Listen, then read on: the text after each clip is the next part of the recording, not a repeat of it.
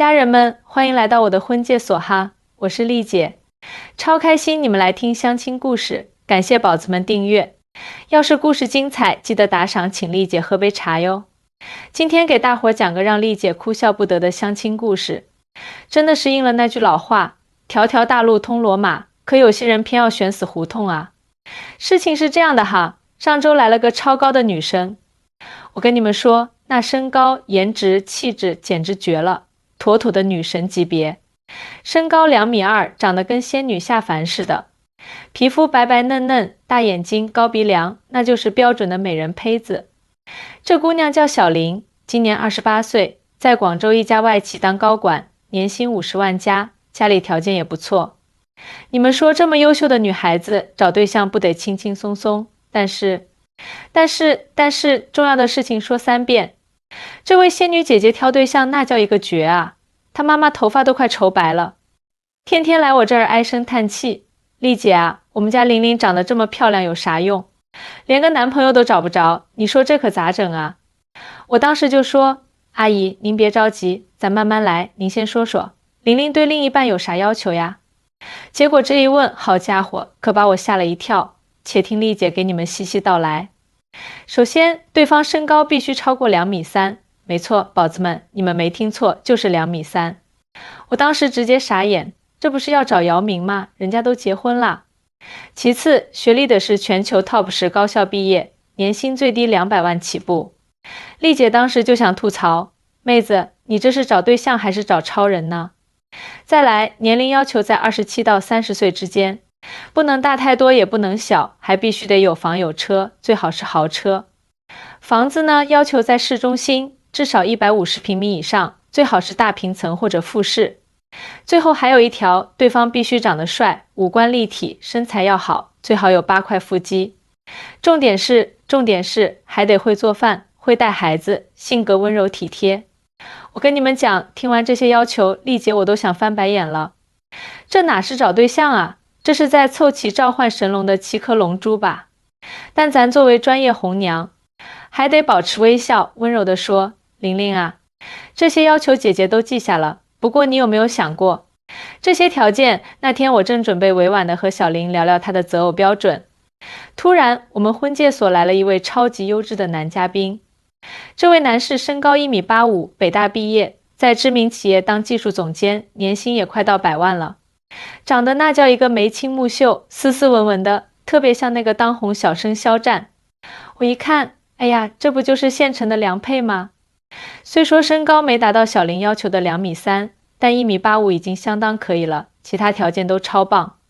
我赶紧热情招呼，小王啊，来，阿姨这儿正好有个特适合你的女孩子。谁知道小林直接给我来一句，丽姐，你这啥意思啊？我刚不是说了吗？我要找2.3米以上的。这位先生才1.85米，连2米都不到，这不是浪费大家时间吗？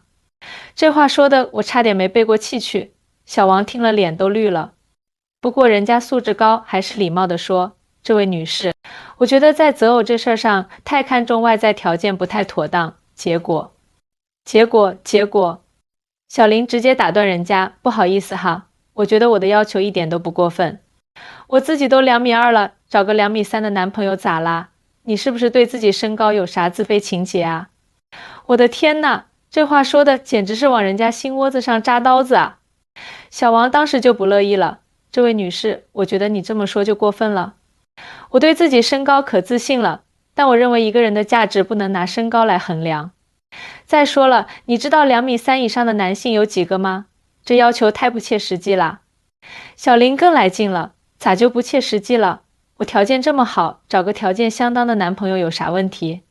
再说了，我家条件好，我长得漂亮，我有选择的权利。这下可好，两人直接吵起来了。丽姐我赶紧打圆场，好了，大家都冷静，但小王已经被气到了。我今天算是见识到啥叫身高即正义了。我觉得你这择偶观念有大问题，你以为你是谁啊？你以为全天下优秀男人都得围着你转？小林也不示弱，我这择偶观念咋啦？你管得着吗？我猜你肯定是因为自己条件不够才在这儿酸我。哎呀妈呀，这场面太尴尬了，丽姐我当红娘这么多年，头一回碰上这种事儿。最后小王气呼呼地走了，临走前还说：丽姐，我觉得您得好好给这位女士上一课，这种身高歧视太不应该了。看着小王离开的背影，我心里那叫一个愁啊。这位小林妹子，你这么优秀，咋在择偶观上这么死脑筋呢？不过宝子们猜怎么着？第二天小林妈妈就找上门来了，一进门就哭诉：丽姐啊，你说我们家玲玲这是咋回事啊？这孩子从小就优秀，读书时是班里第1名，工作也这么出色，咋找对象就这么钻牛角尖呢？我赶紧给阿姨倒杯茶，阿姨您别着急，我觉着可能是玲玲现在压力太大了。结果阿姨一听这话更激动了，可不是嘛，她爸妈都快急死了。你知道不，前2天她表妹结婚，全家人都去喝喜酒，那些长辈一个个问她啥时候找对象，可把孩子问烦了。现在过年都不爱回家，说受不了亲戚唠叨。听到这儿我一下子明白了，这孩子啊，8成是被逼得太急，才把择偶条件定这么高，这不就是变相逃避吗？正说着呢，突然我们婚介所又来了一位男嘉宾，这回可牛了，人家是篮球运动员出身，身高2.05米，现在经营着自己的体育用品公司，年收入小几百万呢，长得也是眉清目秀，特别阳光。我眼睛一亮，赶紧跟阿姨说：您看这样哈，让玲玲明天再来一趟，我给她安排个新相亲对象，保准比上次那个更合适。第2天小玲来了，但是这姑娘一看对方资料，二话不说扭头就要走。丽姐，您这不是消遣我吗？人家才2.05米，还没我肩膀高呢。再说了，她开体育用品公司的，一看就是暴发户，配不上我这种高知女性。我当场就忍不住了，玲玲啊，姐姐今天必须得跟你说道了。你知道全国现在有几个2.3米以上的男性吗？就算有，人家也不一定单身啊。你非要把条件定这么死，这不是跟幸福过不去吗？小林撇撇嘴，丽姐，您别劝我了，我这么优秀，为啥要委屈自己呢？我宁愿单着，也不找个配不上我的。这时候那位男嘉宾刚好来了，正好听到小林的话，人家不卑不亢地说：这位美女，我觉得你说的对，确实不能委屈自己。不过我挺好奇，你说我配不上你，是嫌我身高不够，还是因为我经营体育用品公司就低人一等呢？小林被问住了，支支吾吾说不出话。那位男士接着说：我知道你肯定觉得我学历没你高，觉得我这企业家比不上你这高管，但你有没有想过，一个人的价值可不只看身高、学历或者职业。说到这儿，他笑了笑，其实我以前还打过 CBA， 拿过 MVP 呢。现在经营自己的公司，也算实现了自身价值。我觉得人生精彩之处就在于每个人都有独特的人生轨迹。